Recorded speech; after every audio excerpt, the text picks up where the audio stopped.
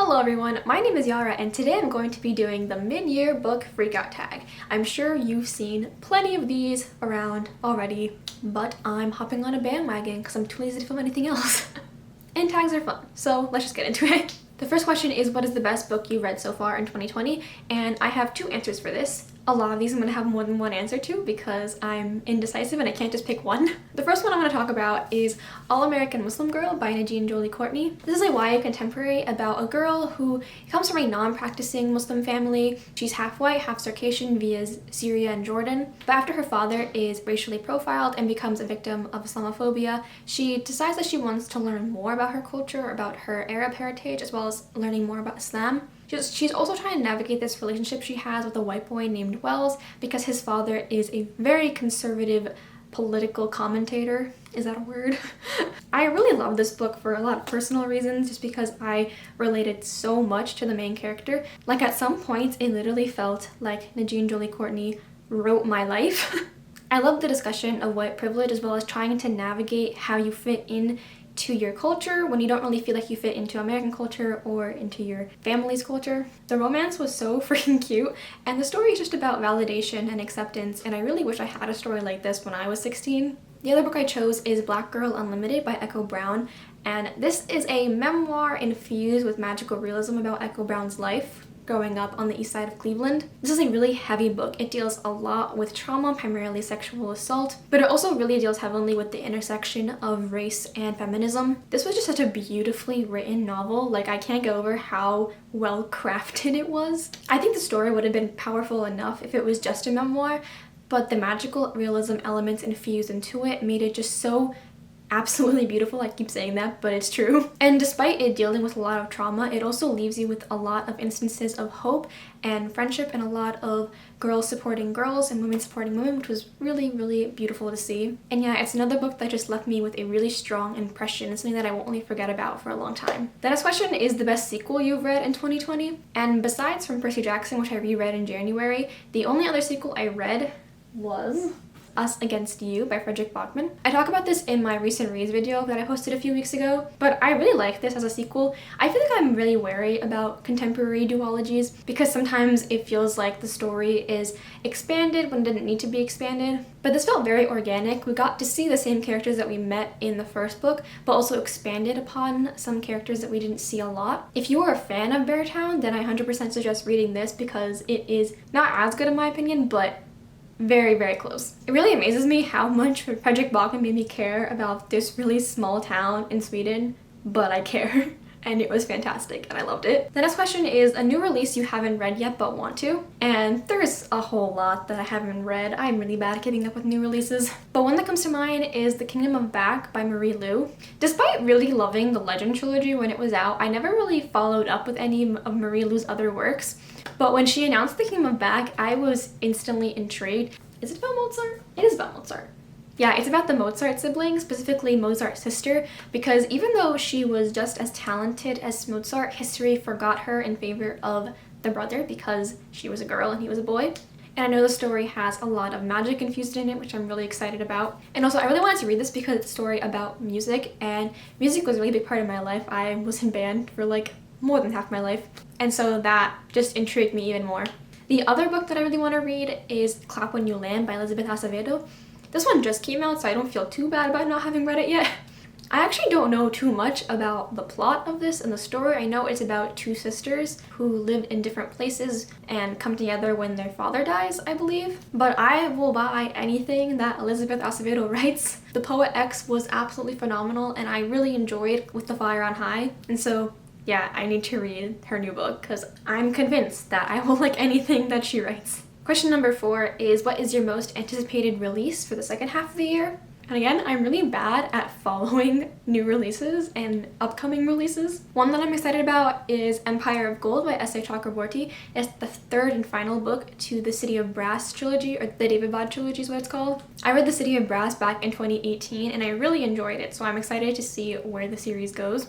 Another book that I saw that immediately rose up high on my radar is Where Dreams Descend by Janella Angelis. I really know nothing about this book, but it was pitched as having kind of the same vibes as Phantom of the Opera, and I think there's some sort of competition element to it. I don't know, I could be wrong.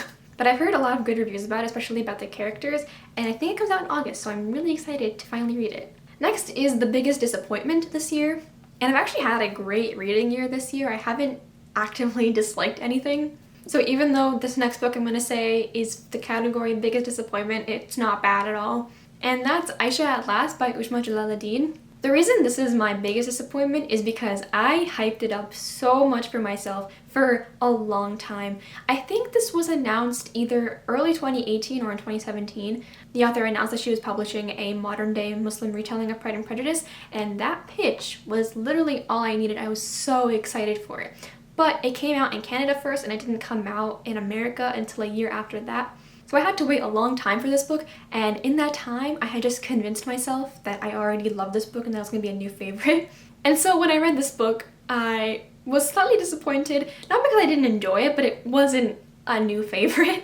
Another reason why I was disappointing is because the first half of the book I freaking loved. I thought I was going to rate it 5 stars. The banter and the humor was so funny, and I loved the enemies to lovers aspect going on. But then the second half of the book, I didn't really like the way the author chose to go about the story and the retelling aspect, and I thought the plot went all over the place. So I was kind of disappointed that the ending wasn't as good as what I thought it was going to be, but I still highly enjoyed it and I had a lot of fun. It just wasn't as perfect as I wanted it to be. The next question is, what is the biggest surprise of this year? And for that I chose The Emperor of All Maladies by Siddhartha Mukherjee. This is a non-fiction book written about the life and history of cancer, and so I went into it knowing that I was just going into this for my education and to learn more about the field of oncology. But I went into it kind of bracing myself to not like it and to have to kind of push through it for the sake of knowledge. But I ended up actually liking it, and I wanted to continue reading it. It surprised me how easy and digestible it was and how engaging it was, even though it was nonfiction.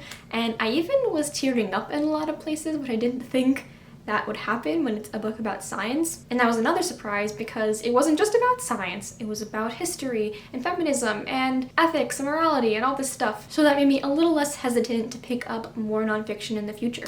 Then we have favorite new author, debut, or just new to you. And the author I chose is Jason Reynolds because he's new to me this year. I read Long Way Down as well as his essay For Everyone, and I just fell in love with the way that he tells stories and his narrative voice. Specifically in Long Way Down, I just thought that was such an interestingly crafted novel. It is a novel written in verse, so there's a lot of wordplay, a lot of structural choices made to enhance the meaning of the poetry. And I'm kind of a noob to poetry, but I really liked it. And now I want to check out everything that he's ever written. Question 8 is newest fictional crush, and for this one I kind of had to think about it because no one strongly came to mind, but I think I'm gonna go with Elias from An Ember in the Ashes. He's not full fictional boyfriend yet, but he's getting there, and I think from what I've heard from other people that he will be a solid fictional crush the more I get into the series.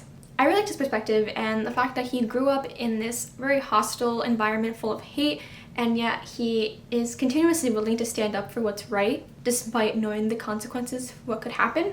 Now that I'm thinking about it, I probably should also included this as one of the best books I read because it was great. And Elias had a lot to do with that. So next question is newest favorite character, and for this one I could really say any character from Chained in Gold by Cassandra Clare. I freaking love Cordelia and Lucy, queens. I love all the merry thieves. I love their friendship. I'll give a special shout out to Matthew Fairchild because he is my son. I will fully concede that he's essentially Will Herondale, but I don't care. I love him anyway. The next prompt is a book that made you cry, and there were a few books this year that made me tear up, but The Nightingale made me sob. The entirety of the last chapter I was sobbing. I should have expected it. It's a World War II book, and I did expect it, but it still hit me so hard. Next is a book that made you happy, and I already said All American Muslim Girl. That was a book that made me tear up because of happiness, because of how represented I felt. And also, like I said, the romance was so cute and made me feel all giddy inside. Next is the prettiest book that you bought or received this year, and for that I chose Pan's Labyrinth, The Labyrinth and the Faun by Guillermo del Toro and Cornelia Funk. This was actually a cover buy, but I did end up really liking the story. This obviously has a beautiful cover, but also it just has illustrations. You can't really tell, I don't think. But there's like illustrations inside the book, and it was a really immersive experience reading it. I don't really like the naked version though. it's a little scary, but we'll just ignore that because the dust jacket is really pretty. But I do have a bone to pick because this is much wider than an average book, so it just sits weirdly on the shelf. It's like I have to display it like this for it to look nice. Anyway, I'm going on too long about this. And the last question is, what books do you need to read by the end of the year? And ideally my entire physical TBR, but most likely not. I actually don't have that large of a TBR. I think I own 17 books that I haven't read. But the number has kind of stayed at 17 for a long time because there are just books that I've owned for so long that I haven't read. So I just want to get those out of the way. Like Between Shades of Grey by Ruta Sabatis, I've owned since like 2016. I bought Ninth House. You can't see that. But I bought Ninth House by Leigh Bardugo, so that was relatively recently, so I don't feel too bad, but I do want to get to it soon. One of the ones that I really do want to get to soon is The Kingdom of Copper by S.A. Chakraborty. And before that, I need to reread The City of Brass by S.A. Chakraborty because I really want to finish this trilogy this year and hopefully soon when this next book comes out. I need to read the next 2 books in the Ember and the Ashes quartet because the last one is coming out sometime next year in the fall, and I want to be on the hype train when it comes around. So those were all the questions. Let me know what your favorite book of 2020 so far is, as well as any books that you want to read soon. I hope you enjoyed this video. If you did, please like and subscribe. Thank you so much for watching, and I'll see you later. Bye!